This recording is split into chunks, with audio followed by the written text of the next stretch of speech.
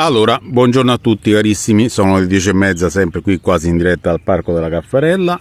Oggi finalmente una bella giornata, è lunedì, niente nuvole, niente pioggia, si sta bene anche come temperatura e quindi approfitto qui anche di parlare come al solito un po' di musica. Oggi invece torno a parlare, dopo un bel po' di tempo, di metal estremo. E questa volta di metal estremo del sollevante giapponese. Chiaramente è un metal molto poco metallaro, molto più vicino al noise, molto più vicino anche a certo anche si potrebbe dire elettroniche estreme sperimentali. E ora insomma andremo a vedere di che si tratta. Ecco. Il gruppo è quello degli Inon, nato a Tokyo nel 2010, che è appunto la band di metal estremo più terrificante e catastrofica della storia del Giappone. Cioè questi hanno proprio superato tutti. Uno potrebbe pensare che i mainliner con Mellow Out avessero raggiunto il loro capolavoro del 96, avessero raggiunto proprio lo zenith della espressione catastrofica sonora. No, qui la si supera, però c'è da dire che i mainliner erano più vicini a un hard rock psichedelico che a un metal vero e proprio. Qui siamo proprio nel metal, quindi forse il paragone è anche un po' fuori luogo. Allora, la sintesi della loro musica potrebbe essere così definita: grindcore in varie parti, diciamo in misture diverse, grindcore, harsh noise, rock sperimentale, noise, elettronicore.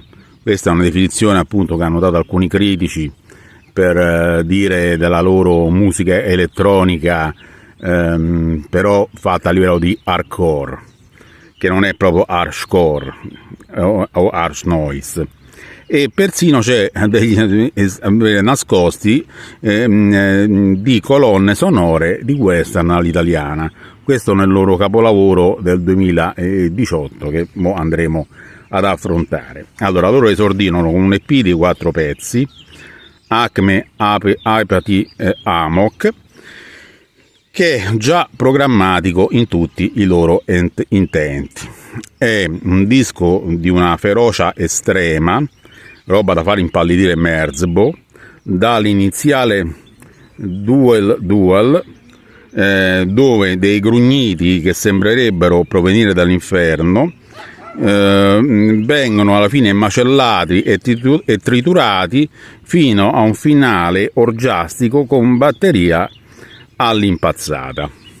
Ecco, vi assicuro che l'ascolto di questo EP è abbastanza traumatico, perché anche io che sono abituato insomma ad ascoltare queste cose, riuscirlo ad ascoltare interamente senza staccare qualche secondo non è molto semplice.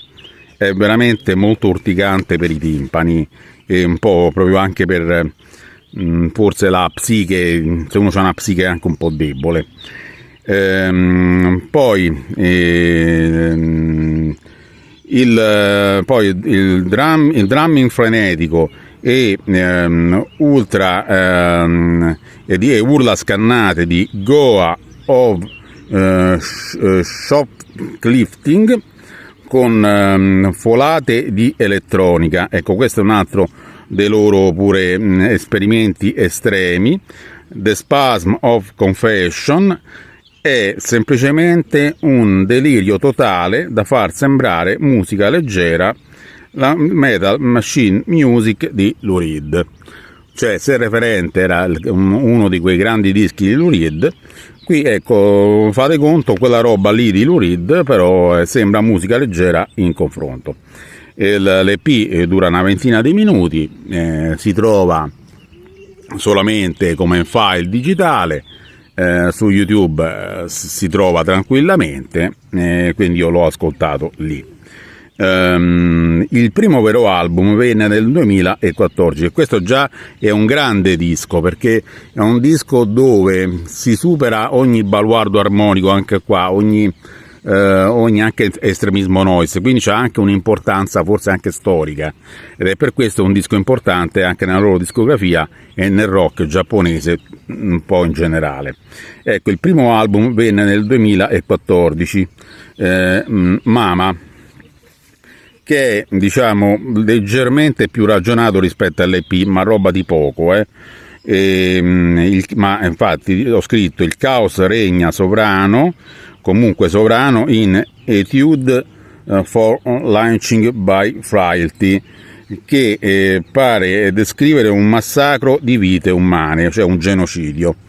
Tipo anche un genocidio potrebbe essere, insomma, un campo di concentramento nazista, le camere a gas, una cosa così.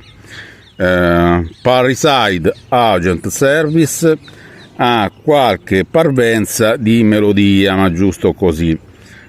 Acme Apathy, ecco, questo riprende il titolo dell'EP, del primo EP, Acme Apathy Amok. Inizia con un pattern elettronico, così quasi un po' stampo minimale, per poi finire in una stramba musica cosmica. Just Like Everybody sembra uno shoegaze suonato da Merzbow. Queste tutte cose che mi sono appuntato io ieri ascoltando. Ecco, appunto, adesso si arriva al capolavoro Through the Mirror, che è del 2018, è il loro capolavoro, e qui c'è l'aiuto del chitarrista dei Converge nella realizzazione di questo grande disco. Nerve Rain, allora, diciamo porta un po' il rumore su delle scale celestiali, cioè qui, ecco, c'è un po' un piccolo cambiamento di rotta, cioè in questo disco non dico che sia più accessibile rispetto ai precedenti, però forse c'è qualche struttura un po' più o meno cacofonica, fine a se stessa, cioè c'è qualche pezzo che rimane più in testa come a livello di melodia, diciamo. Ecco, qui infatti dice che il rumore viene spostato su scale celestiali, ma è roba veramente da poco. Your Ghost is Dead ritorna invece ai climi del primo EP, appunto. Questo per dire, insomma, che tutto insomma è anche qua molto estremo. Born in Limbo è puro cannibalismo sonoro. Perversion Still Death è uno schiacciasassi per lupi licantropi che popolano delle bolge dantesche. Ecco, quindi pure qua, insomma, ce n'è per chi ama a roba estrema. La title track è pura bestialità, con qualche accenno di surf e spaghetti western al suo interno. Se voi fate attenzione, verso metà fine del brano si scorge qualche accenno di chitarra un po' tipo il brutto, buono e il cattivo, ma proprio piccoli accenni. Torch Your House inizia come un raga trascendentale, ma poi si trasporta in un maelstrom sonoro pieno di distorsioni e urla distorte e ridotte a poltiglia, praticamente, a una poltiglia sonora. Sicuramente uno dei dischi, questo è uno dei dischi più violenti mai usciti in Giappone, insieme anche al primo EP.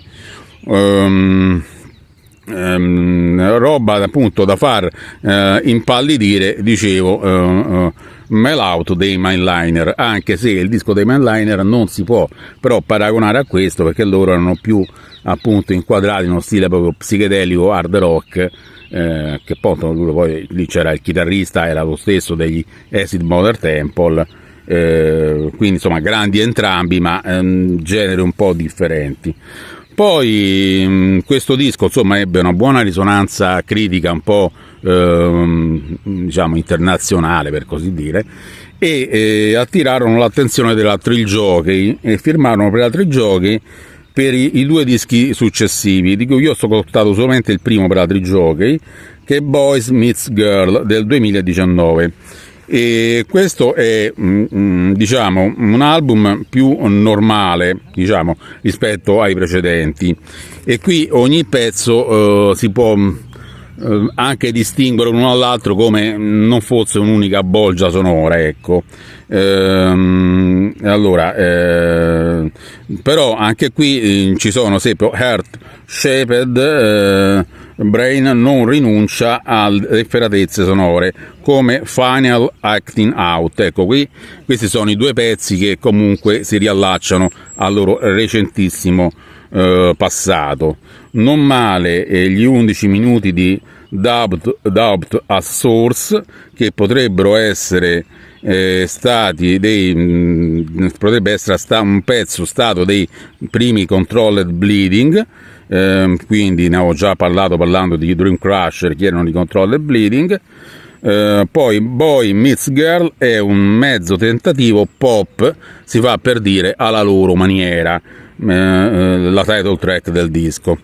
Poi c'è Cove Amnesia, è un loro esperimento nell'indie rock, però con un cantato sguaiato, con qualche anche piccola tentazione, si potrebbe dire, disco in questo pezzo qui, ma tutto molto celato dalla gran cagnara che c'è. Mentre Red Shoes è un buon blues psichedelico. Ecco, poi nel 2024 è uscito un altro album, sempre per la Trill Jockey, loro, però intanto un membro è morto nel 2020 e quello non l'ho ascoltato, però insomma, da quello che ho letto un po' dalle critiche in giro, pare che sia comunque un lavoro minore rispetto a questi qui che ho qui appena presentato. Quindi ripeto, un gruppo che ha fatto la storia della musica rumorosa giapponese, Indon, è da ricordare e da menzionare. Fortunatamente non sono proprio sconosciutissimi, che altrimenti la Trill Jockey non lo avrebbe messi sotto catalogo e sotto contratto, e niente, rimarranno nella storia come gli esperimenti più estremi del rock giapponese. Se noi chiaramente ci leviamo magari Merzbow degli anni 80 o 90, che sì, faceva rumore, però quello era un rumore un po' gratuito, cioè è servito come archetipo, come apripista, però non è che, diciamoci la verità, Merzbow non è che ha avuto quell'idea, poi a livello di qualità artistica proprio effettiva, secondo me è stato invece sopravvalutato da certi critici, specialmente negli anni 90. Cioè, io a Merzbow più di un 6,5 non darei, ecco, come voto in generale, e ha fatto una 70ina di dischi. Detto questo, vi saluto e vi ringrazio. Adesso però vi voglio parlare invece di un po' di jazz, proprio adesso.